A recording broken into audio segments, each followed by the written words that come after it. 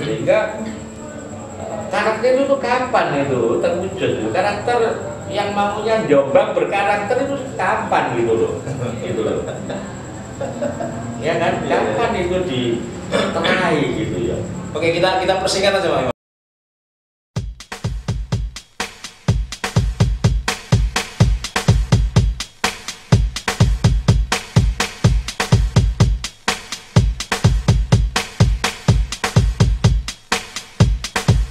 In the center of the silence, violent thoughts are thrown through the thick smoke, flickering lights brighten the room. All the things that you wanted to say get lost and thrown away. You debate and hesitate to speak your mind. Can't turn back when you cross a line. Sometimes it's someone you know who just doesn't care, has to see you go to know.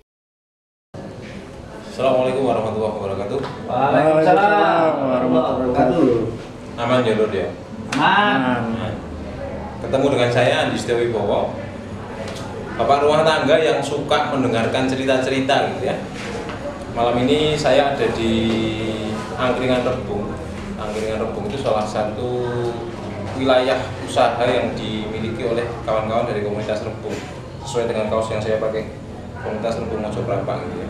Jadi komunitas Rebung Mojokerto itu banyak berada di wilayah kerja kebudayaan. Salah satu yang dilakukan adalah mengadakan ya semacam inilah diskusi, ngobrol atau tukar wacana dengan narasumber yang didatangkan khusus untuk membahas satu hal. Malam ini saya bersama Pak Imam Ghazali. Beliau seorang pendidik, juga seorang pelaku aktif kesenian, juga seorang pemikir kebudayaan, juga Direktur Komunitas Tombo Hati. Masih direktur aja? Oke. Oh, Direktur Komunitas Tombo Hati Jombang. Teman-teman yang belum tahu Komunitas Tombo Hati itu adalah sebuah komunitas yang bergerak di wilayah kebudayaan. Jadi banyak sekali adalah oleh teman-teman Komunitas Tombo Hati dan beliau adalah direkturnya. Malam ini kita akan membincang soal gedung kesenian Jombang. Jadi kawan-kawan yang belum tahu, di Jombang sudah berdiri sebuah bangunan yang diberi judul Gedung Kesenian Jombang, tetapi ya baru berdiri gedungnya saja, belum bisa dimanfaatkan sama sekali karena memang proses pembangunannya belum selesai. Fisik gedungnya sudah ada, tetapi interiornya atau sarana pendukung yang lain sama sekali belum ada. Kalau berdasarkan informasi yang saya dengar sih sebenarnya penganggaran untuk gedung kesenian itu sudah dilakukan dan harusnya bisa dioperasionalkan tahun ini, tapi karena ada refocusing anggaran berkaitan dengan pandemi kemarin, sehingga ada penyesuaian, dan akhirnya ada pengurangan gitulah ya, dan akhirnya yang berdiri baru bisa gedungnya saja. Tapi saya berpikir justru lebih baik begitu, tidak segera bisa langsung dimanfaatkan. Kenapa? Karena sesuatu hal itulah yang akan kita perbincangkan dengan Pak Imam Ghazali. Kita akan berbicara banyak soal tata kelola gedung kesenian, tentang dramaturg Pak G.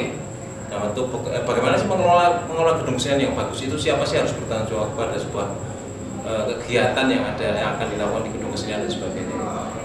Kita segera saja mulai. Kalau pengantar saya terlalu panjang nanti malah nggak jadi diskusi sama Pak Imam. Selamat malam Pak Imam. Ya, selamat malam Cak Kebek. Sehat Pak ya? Alhamdulillah kita bisa ketemu lagi malam ini Pak Imam. Ya. Jadi begini Pak Imam, seperti yang sudah saya sampaikan di depan tadi, karena ada refocusing anggaran dari Pemkab Jombang itu kan akhirnya gedung kesenian yang berdiri itu tidak jadi bisa dimanfaatkan tahun ini gitu ya.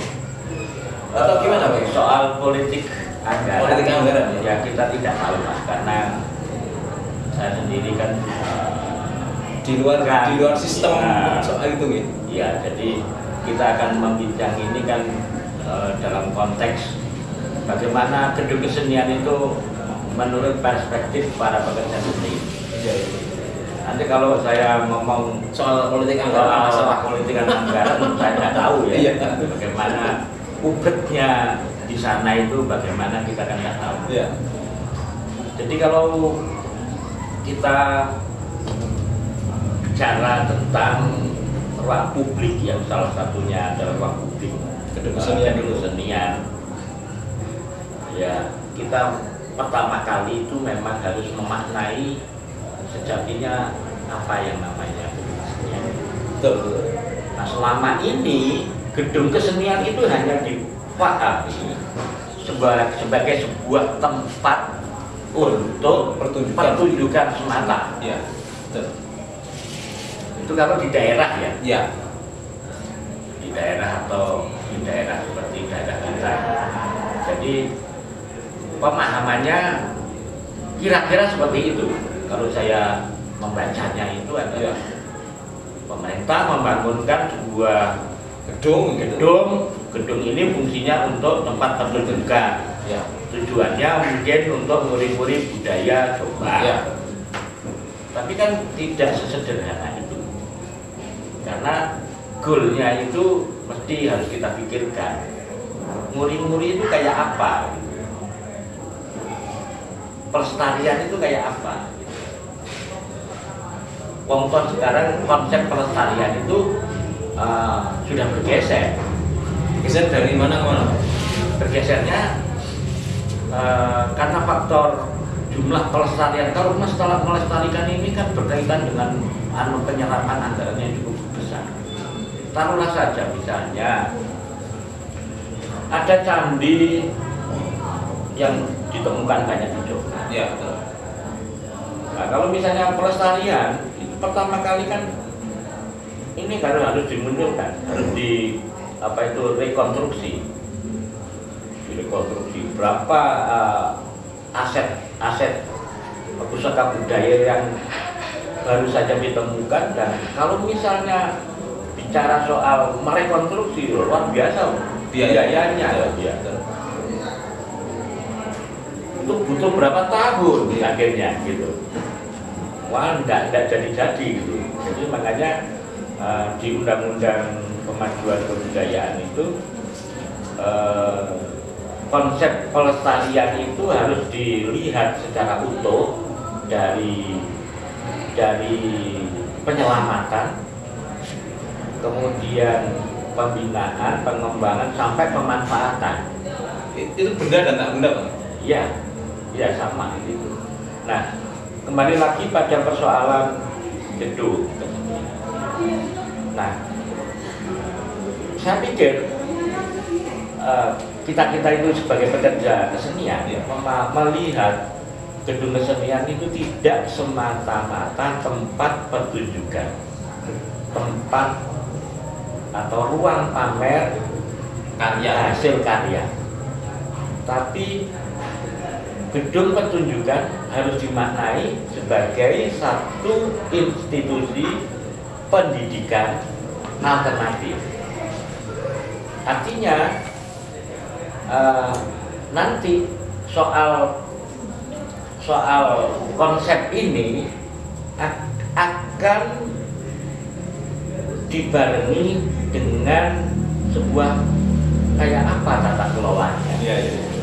Bentar, sebelum lanjut soal tata kelola ini. Kalau gedung kesenian diartikan sebagai sebuah institusi pendidikan alternatif, lalu siapa yang harus bertanggung jawab atas kata pendidikan di situ? Yang bertanggung jawab sebenarnya setiap manusia itu kan seniman juga guru, seniman itu juga filosof, seniman itu juga pekerja kreatif, seniman itu juga penghibur, seniman itu juga pelawak, seperti begitu.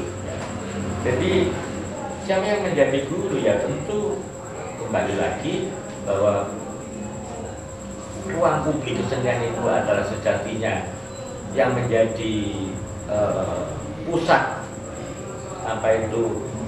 penyebaran gagasannya kan dari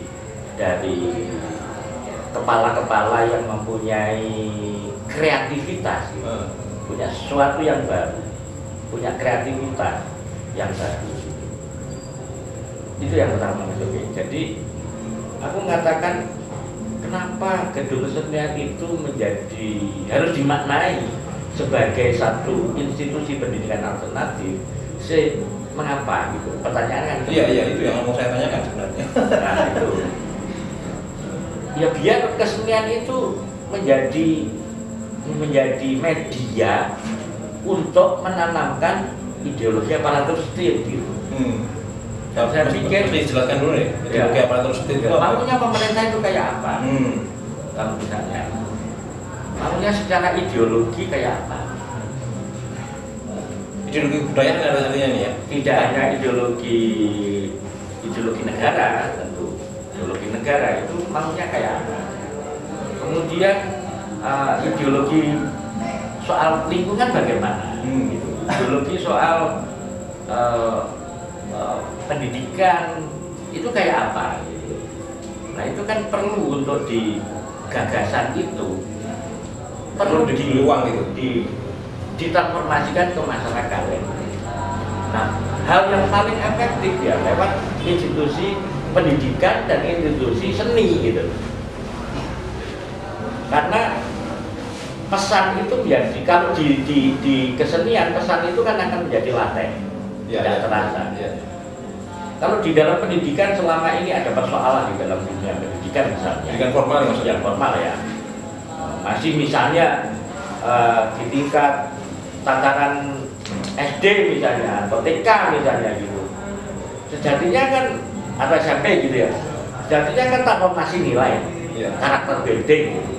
Tapi yang terjadi dalam hal aplikasinya atau implementasinya di lapangan masih transformasi pengetahuan gitu. Sehingga karakter itu kapan itu terwujud? Karakter yang maunya Jombang berkarakter itu kapan gitu loh? Gitu loh. Ya kan? Kapan itu diterai gitu ya? Oke, kita persingkat aja Pak Imam. Kita persingkat. Maksudnya ini, kalau tadi dengan mengatakan sebuah tata kelola gitu ya, tata kelola yang coba saya hubungkan dengan aspek pendidikan itu. Kalau tadi dengan saya tanyakan siapa sih yang bertanggung jawab atas kata pendidikan di dalam ruang alternatif, pendidikan alternatif tadi itu, dengan mengatakan bahwa semuanya boleh terlibat di dalamnya. Ya. Lalu tata kelolanya seperti apa gedung kesenian itu jika semua orang bisa terlibat di dalam?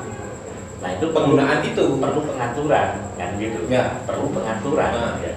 Tata kelola itu berkaitan dengan pengaturan dan penciptaan sistem yang selanjutnya kemudian diregulasikan kan gitu. Nah, kali awal saya itu teringat Mas Gepe, sejarah gedung-gedung kesenian di Jerman. Di Jerman itu tata kelola itu akan pasti melibatkan elemen dramaturg. Nah, dramaturg ini itu tahun 1700, karena di sana banyak gedung kesenian. Mereka banyak gedung kesenian yang bertebaran. Nah, antar gedung kesenian ini, antar ruang publik seni di sana karena masyarakat masih itu selalu bersaing. Jadi setiap gedung kesenian itu mesti punya isu yang akan diperjuangkan.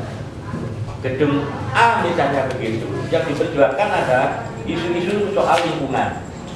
Gedung B misalnya isu-isu tentang soal politik misalnya gitu ya, ekonomi. Gedung C misalnya soal-soal yang concern pada persoalan hukum HAM misalnya. Jadi mana-mana gedung C punya spesifikasi sendiri. Punya karakter sendiri-sendiri. Nah, yang menentukan karakter ini adalah seorang dramaturg. Jadi sejarahnya itu munculnya dramaturg itu di Jerman. Namanya Lessing. Lessing itu tahun 1729 itu diangkat di Teater Hamburg. Teater Hamburg itu bukan kelompok ini gedung teater dalam hal ini gedung di kota Hamburg itu gedung teater gitu kan. Nah, dia itu punya 3 pekerjaan. Yang pertama berkaitan dengan perencanaan. Dalam 1 tahun ini kita bicara soal dramaturg Pak ya? Iya, dramaturg. Nanti ada kaitannya dengan tata kelola. Iya. Saya akan cerita tentang dramaturgnya. Iya. 3 hal. 3 hal itu, satu adalah dia merencanakan programmer dalam di sebuah gedung kesenian itu. Nah, dia bikin program itu selama 1 tahun. 1 tahun itu apa programnya? Misalnya, kalau misalnya pertunjukan teater, lakonnya apa, sutradaranya siapa, tahu tari, ya. Tarinya itu tari apa yang mau diangkat, koreografernya siapa, bahkan sampai penarinya itu, nah, sampai dengan musik dan seterusnya.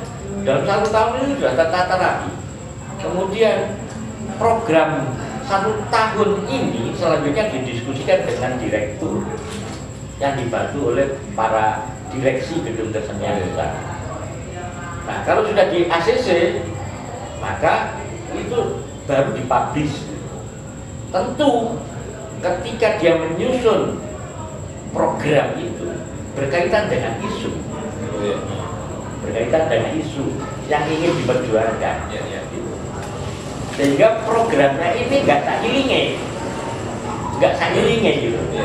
Ada pemikiran, ada gagasan yang diperjuangkan oleh gedung kesenian itu. Yaitu yang kedua, setelah menyusun program, dia itu bertanggung jawab sebagai konsultan artistik bagi kelompok yang akan. Iya, selain konsultan artistik juga konsultan gagasan. Jadi dia itu temannya diskusi para seniman yang mau masuk ke situ,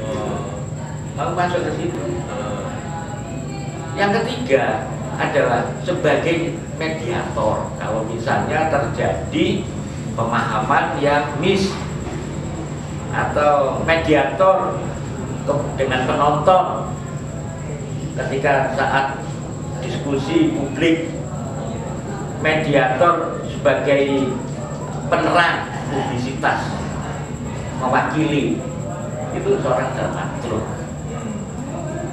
Nah, ini konsep seperti itu hampir mirip dilakukan di komunitas Salihara. Komunitas Salihara itu dalam 1 tahun itu ada isu yang diperjuangkan. Misalnya tahun 2022, kalau tidak salah ya, yang diperjuangkan adalah bagaimana peranan perempuan dalam kebudayaan di tengah-tengah persoalan yang begitu rumit itu. Jadi isunya misalnya atau isu yang lain. Dari semua programnya itu akan menentukan isu itu. Nah, bagaimana dengan tata kelolanya? Tata kelolanya, saya pikir kalau misalnya di Jombang itu semestinya ya Pak Mas Kepet, idealnya ya. Semestinya ya, agar gedung kesenian itu tidak menjadi rumah hantu. Pada saat perencanaan gedung kesenian itu harus dibarengi kita menyoal tentang tata kelolanya. Iya, betul. Mengapa demikian? Sehingga gedung kesenian itu jadi tata kelolanya sudah siap gitu. Tata kelolanya sudah siap, gedung ini langsung berfungsi. Gitu. Tidak menunggu lagi membincang tentang tata kelola ketika gedungnya sudah siap. Ya. Karena di dalam tata kelola itu kita bicara tentang payung hukumnya, kita bicara tentang politik anggarannya, kita bicara tentang kemitraannya, kita berbicara tentang siapa yang bertanggung jawab pengelolaannya, direkturnya lah. Ya. Kalau di luar negeri namanya direkturnya. Direkturnya itu kemudian dibantu direksi siapa saja. Kemudian dia harus bermitra kepada siapa. Kan begitu ya. Dalam politik anggaran, misalnya anggaran tahun 2024. Ini dibincang tahun 2023. Betul. Nah, ketika membangun gedung kesenian Jombang itu soal kan dibincang di tahun 2021 harusnya. Kemarin kan seperti itu. Iya. Kan butuh 1 tahun. Nah, kan makanya sejatinya kalau kita itu tidak ingin gedung kesenian itu menjadi rumah hantu yang tidak berfungsi secara maksimal, Ya.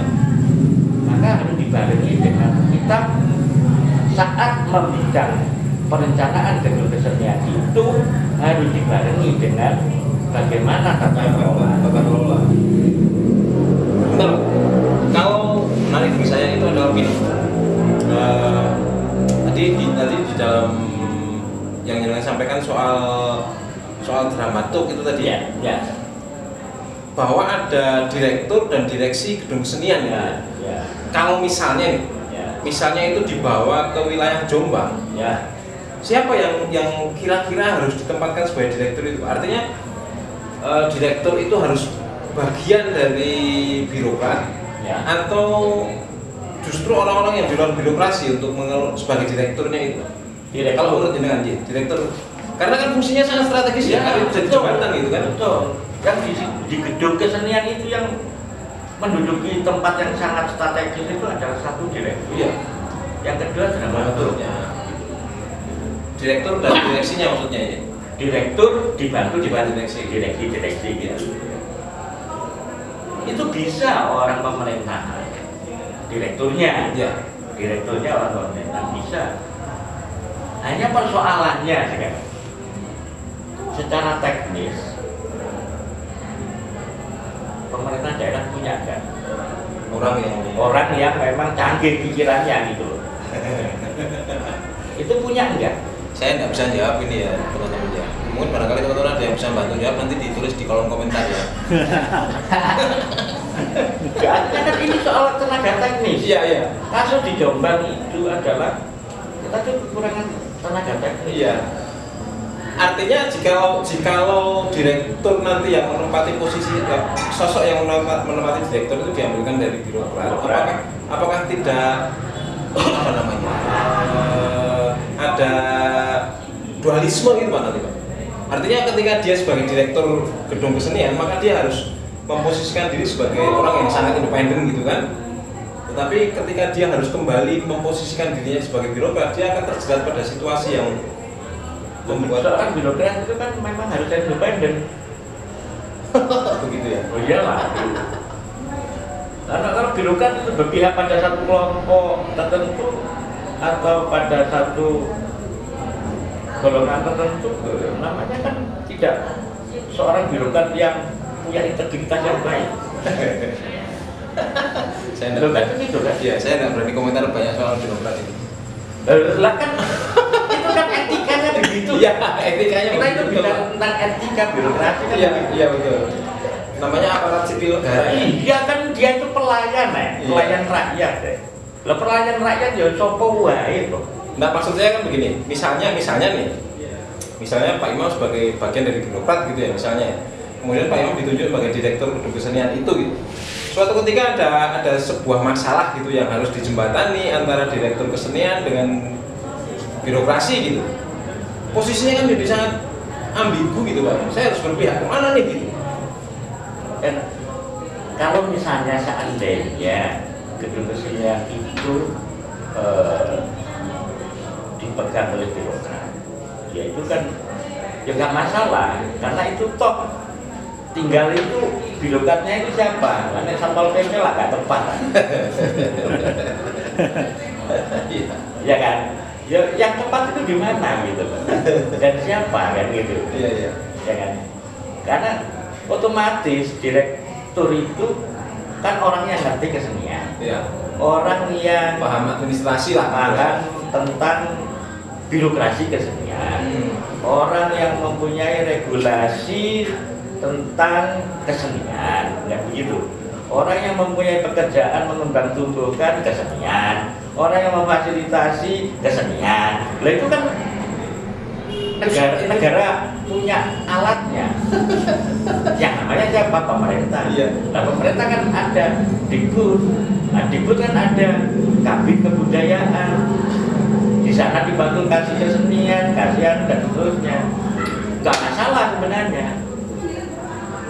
Nah, pertanyaannya itu ngayai enggak? Realitan Ngayai enggak? Iya, karena dia kan juga disibukkan dengan program-programnya juga kan? Iya, makanya pertanyaan Ya, saya tadi kan begitu. Sementara pada satu sisi dia harus berupaya menghidupkan gedung kesenian itu seperti apa, tapi pada sisi yang lain dia juga harus dihadapkan pada kenyataan bahwa dia harus kerja secara administrasi di birokrasi.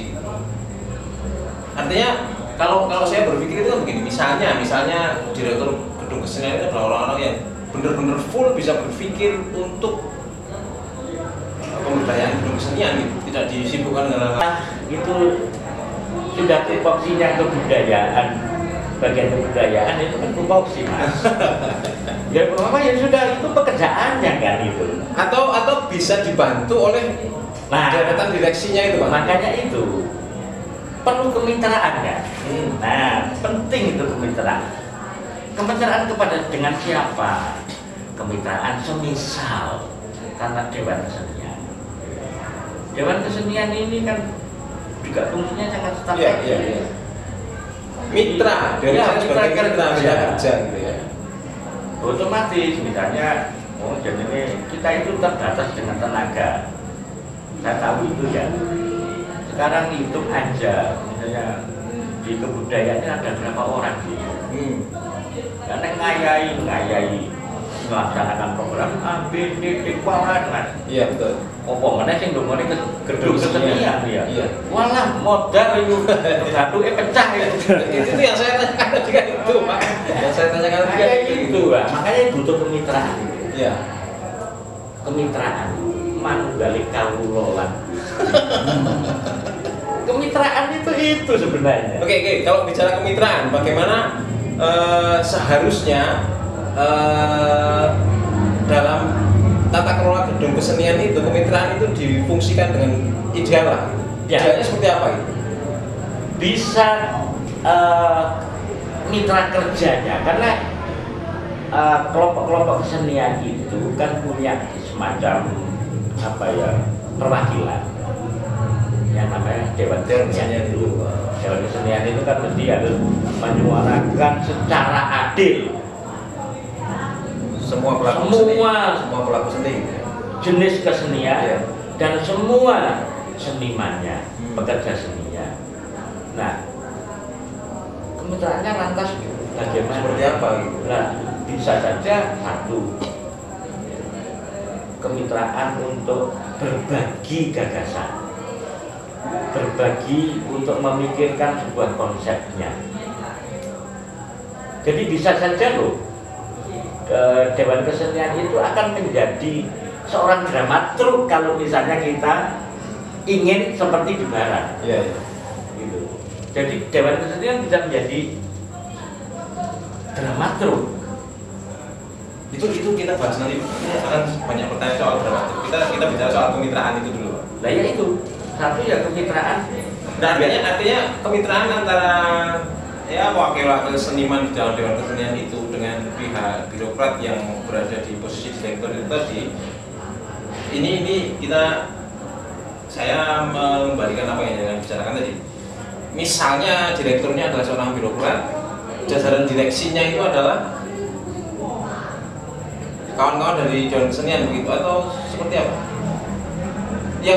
Yang ideal menempati sebagai jajaran direksi itu sebelum ke sana. Kalau menurut jenengan direksi itu ada berapa orang dan membawai berapa bidang gitu misalnya? Misalnya direktur. Direktur di bawahnya kan ada. Direktur kan terus dibantu direksi. Dan direksi tentang yang ngurusi soal tata rumah tangganya. Ya. Tamannya piye, terus penginapannya piye, kebersihannya piye. Itu kan harus ada satu orang gitu ya. Keamanan. Terus kemudian ada direksi yang berkaitan dengan kegiatannya gitu misalnya. Tentang aktivitasnya itu kegiatannya gitu. Saya pikir itu bisa dibincang lah. Makanya soal tata kelola memang harus perlu duduk bersama Mas. Iya. Ini konsepnya ini gedung kesenian sudah ada. Lantas ini konsepnya mau diapakan gedung kesenian? Makanya perlu duduk bersama dengan para pekerja-pekerja seni yang mewakili komunitas-komunitas. Karena Dewan Keseniannya kan di sini kan sudah habis ya, habis masanya. habis masanya kan gitu. Itu memang segera untuk diobrolkan. Ya. Saya melanjutkan seperti yang saya katakan tadi Pak. Saya akan banyak menanyakan kepada Pak Imam soal dramaturg itu ya. Kalau mendengarkan penjelasan dengan itu kan posisi dramaturg di Hamburg yang pertama kali berdiri itu. Ya, di utara-utara itu di barat lah ya, barat lah ya. Jerman. Itu kan menjadi semacam jantungnya gedung kesenian itu. Betul. Jadi dramaturg itu nuraninya sebuah gedung pertunjukan, gedung kesenian. Lantas bagaimana shadownya itu? Shadownya gedung kesenian. Lantas bagaimana posisi dramaturg itu ketika harus berhadapan dengan direktur dan direksinya? Direktur tadi, dramaturg kan tadi kita jelaskan bahwa dia itu kan mempunyai satu tugas untuk membuat program. Ya. Nah, program ini setelah jadi baru didiskusikan dengan direktur dan direksi dan direksinya. Oke, nggak usah direktur atau wes di situ yang dipasrai ini siapa mulailah misalnya gitu. Kepala atau kepala gedung kesenian gitu. Seperti itulah. Dan itu diambilkan dari pemerintah, monggo lah. Ngobrol, diskusi gitu.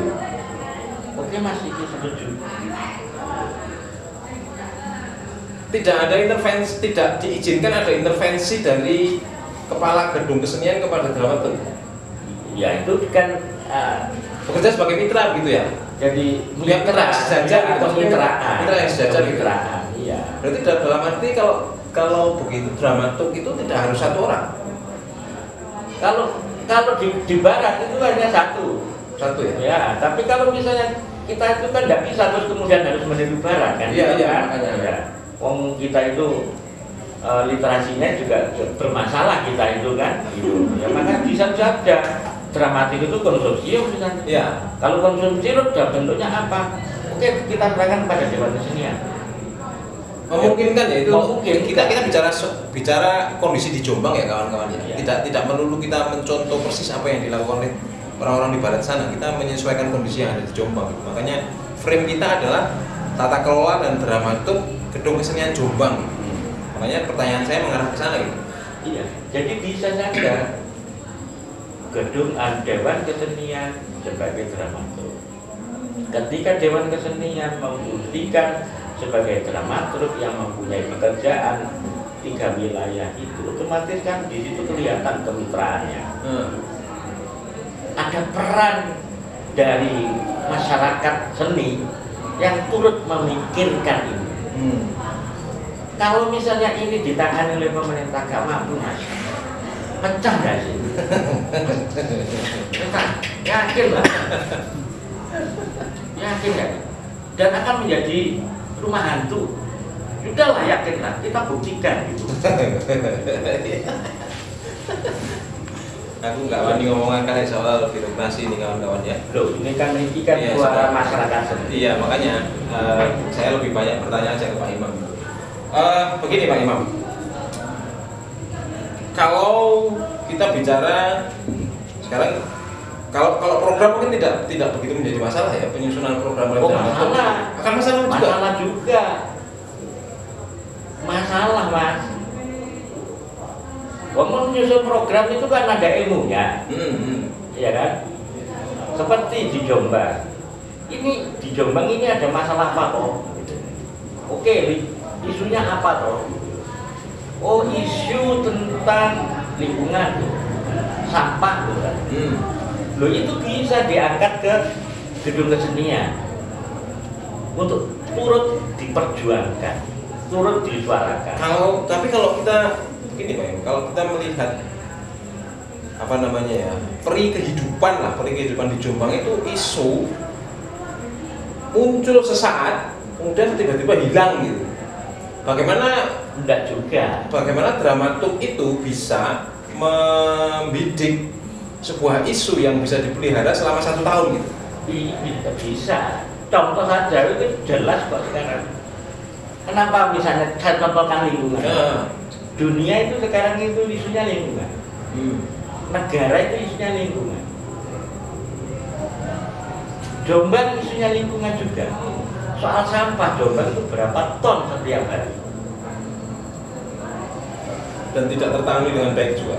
Wah, soal tidak tertangani itu nanti kita undang orang yang itu ada orang yang berkompeten yang menjelaskan. Ada orang yang berkompeten untuk menjelaskan itu. Tapi kan soal isu ini kan tidak harus dikerjakan oleh satu orang. Misalnya soal lingkungan. Iya, iya. Oh, itu bagiannya dinas lingkungan hidup dan sosial ini kan tidak bisa juga.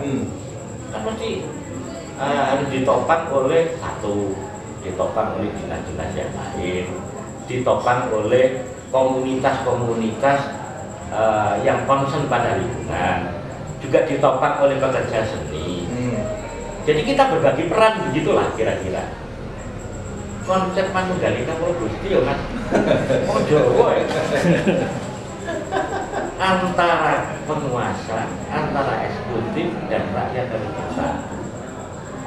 Itu kan kunci. Jadi kan sudah tidak eranya bahwa pemerintah itu sebagai seorang yang Superman kan gitu. Ya, jadi nanti gini, kalau misalnya isunya itu, makanya di dramaturg itu harus punya gagasan. Seorang dramaturg harus punya gagasan. Mesti visioner itulah ya. Iyalah. Saya itu meyakini pembangunan itu lahir dari gagasan. Ya. Tanpa gagasan, pembangunan ngawur Mas. Iya. Ya kan? Wes duwe gagasan, kudu dinarasikan. Iya. Ya kan? Agar rakyat tahu, agar masyarakat mengetahuinya.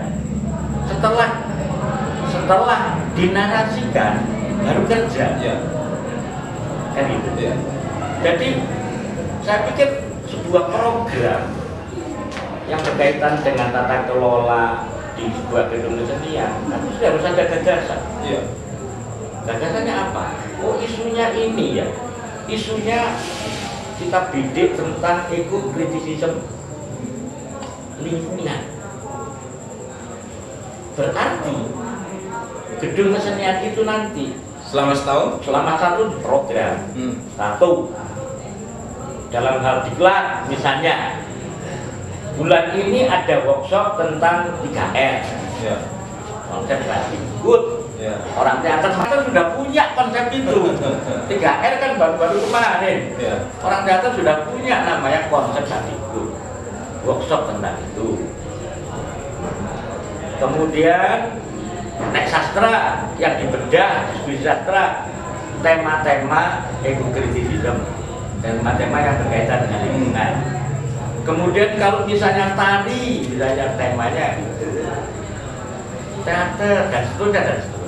Jadi selama 1 tahun itu hanya fokus pada isu itu saja. Iya. Tidak bisa menerima dari selain isu itu atau bagaimana Pak? Idealnya gitu.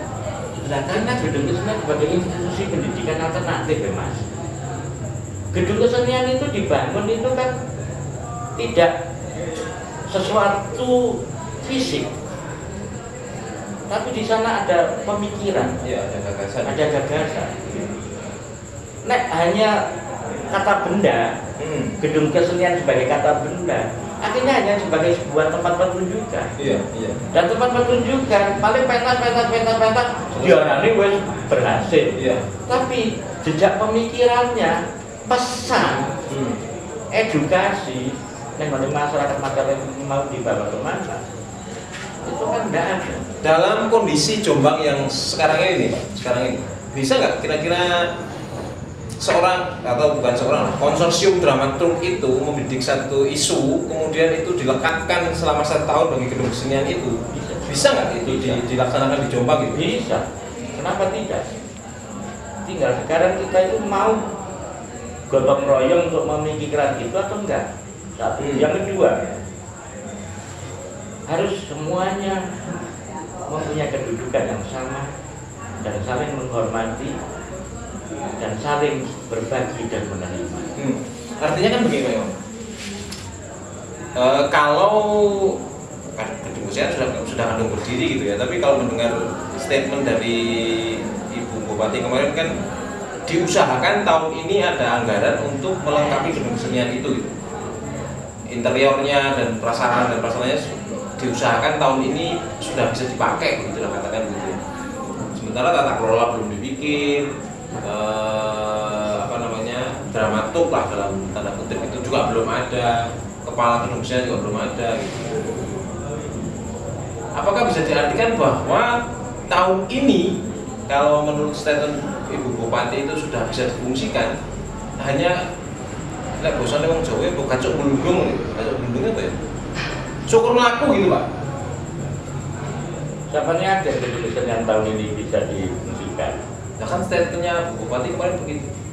Karena penganggaran untuk itu kan statement kemarin itu kalau tidak salah kan perangkat-perangkat lainnya kan belum ada. Ya, karena kan dianggarkan tahun ini nih. Tapi tahun ini loh sudah didok kemarin anggarannya. Ya mungkin bisa juga masih ada ruang di PHK. Ya. Itu kan. Ya. Dugaan saya. Ya. Wong aku duduk wong anggaran. Ya. Dugaan saya nanti mungkin di anggaran perubahannya. Ya. Tapi soal makanya pertanyaan saya kan begitu. Kalau belum ada kesepakatan soal tata kelola gedung kesenian itu, sementara gedung kesenian segera akan difungsikan, jangan-jangan hanya asal jalan aja gitu. Iya, dugaanku ya begitu. Akibatnya seperti di daerah-daerah lain, akhirnya gedung kesenian menjadi rumahan. Makanya saat ini sebenarnya kita ini kan terlambat ya, kemarin itu kan, oke lah, kita sudah terlambat, sudah kita tidak perlu menyalahkan pemerintah ini itu ya. Yang akan terjadi ini, Senyampang ini masih belum lengkap fasilitasnya. Mari segera kita siapkan. Iya, usulan kita kan seperti itu. Kita ngobrol soal tata kelola ya. Karena tata kelolanya gini, mesti harus ada payung hukumnya. Nah, payung hukumnya itu di mana letaknya? Tolonglah misalnya dibikin, kita membincang soal perda kesenian, bukan perda kebudayaan, perda kesenian. Perda kesenian itu sebagai penerjemahan dari Undang-Undang Nomor 5 Pemajuan Kebudayaan. Gitu. Perda. Dan di dalam perda itu salah satu diatur dewan keseniannya itu tugasnya lapor, terus anggarannya piye, terus kemudian ning kono kuwi diserahke sapa, tugasnya piye, itu kan semuanya diatur. Ya. Selain itu terus sasarannya itu untuk gedung ini untuk apa? Untuk institusi pendidikan alternatif atau gimana, atau hanya sekedar tempat pertunjukan aja, itu kan sehingga semuanya melangkah itu enak gitu. Berarti yang paling mendesak, yang sangat urgent saat ini yang harus segera dilakukan adalah adanya perda kesenian ini. Betul, salah satunya perda. Kalau kita ngomong tata kelola gedung kesenian tanpa ada perda, harus ada perdana. Karena punya kekuatan hukum, dewan kesenian punya kekuatan hukum, arahnya jelas. Perda itu kan sebagai arah, nah, gitu, sebagai arah operasional implementasinya itu kayak apa.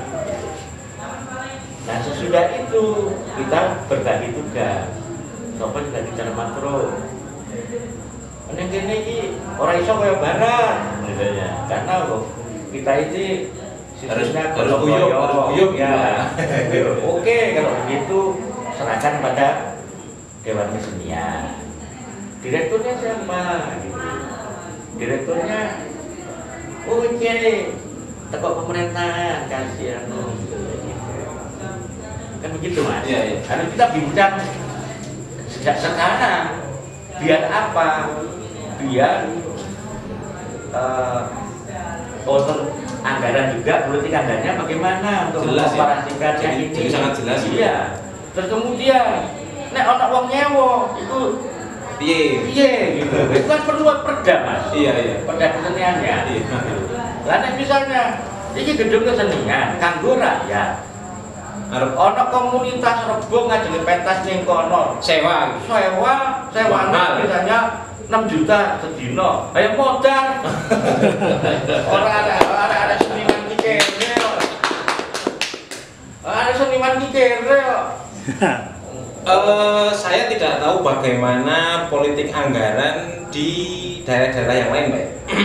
Misalnya daerah yang saya tahu ada gedung kesenian itu kan Batu, itu punya gedung kesenian. Terus Pasuruan juga punya. Tempat-tempat yang lain saya belum begitu paham sih. Saya tidak tahu bagaimana tata kelola anggaran dari masing-masing daerah itu. Karena ini sangat penting ya. Sangat penting artinya seperti yang jenengan sampaikan tadi, kalau misalnya tiba-tiba gedung kesenian itu diposisikan sebagai sumber PAD itu kan menjadi sangat repot. Ya gak masalah Mas.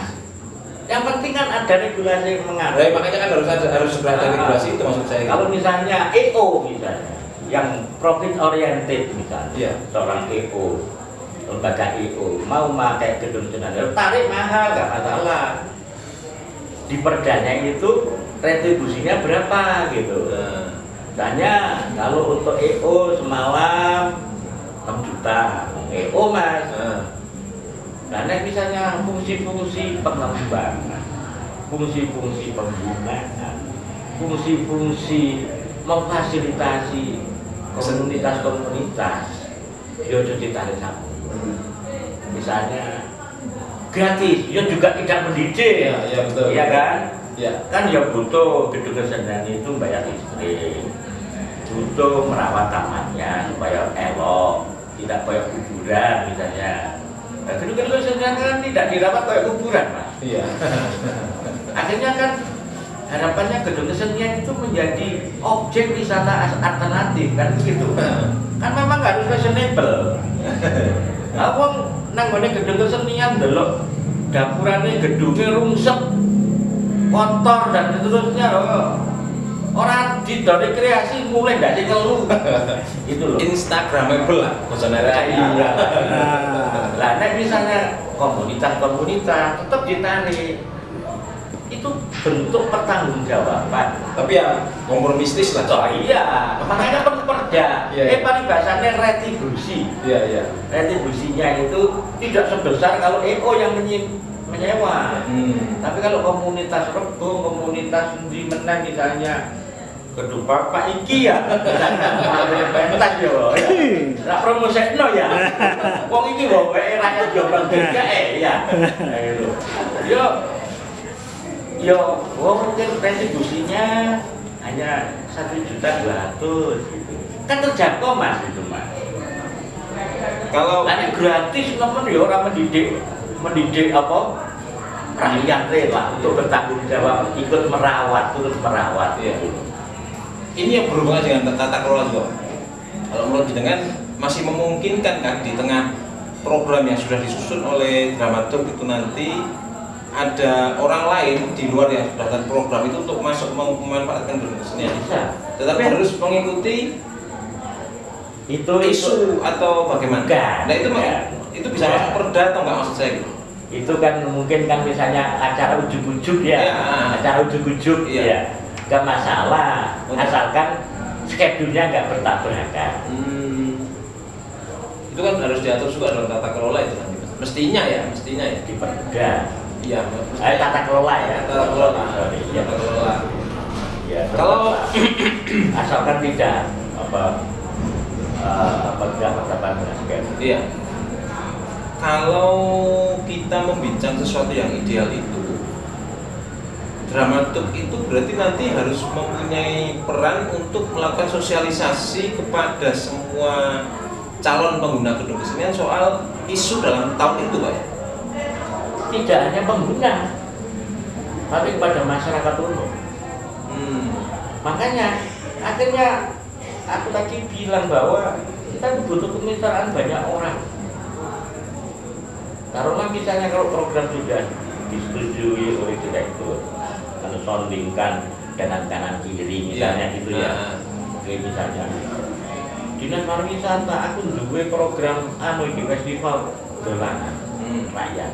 Oke, Bapak Presiden bincang peristiwa-peristiwa kesehatan yang lain di Jombang gitu. Ya, karena kami rakyat Jombang yang kita coba.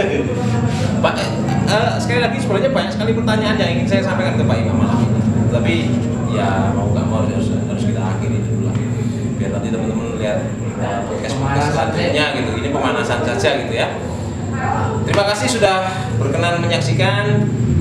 Semoga apa yang kita perbincangkan malam ini bermanfaat. Semoga mengetuk pintu orang-orang yang punya kepentingan dengan gedung kesenian itu biar bisa segera berkumpul dan berembuk gitu ya. Mohon maaf kalau ada yang kurang. Saya Andi Sudaryobowo. Terima kasih. Assalamualaikum warahmatullahi wabarakatuh. Waalaikumsalam.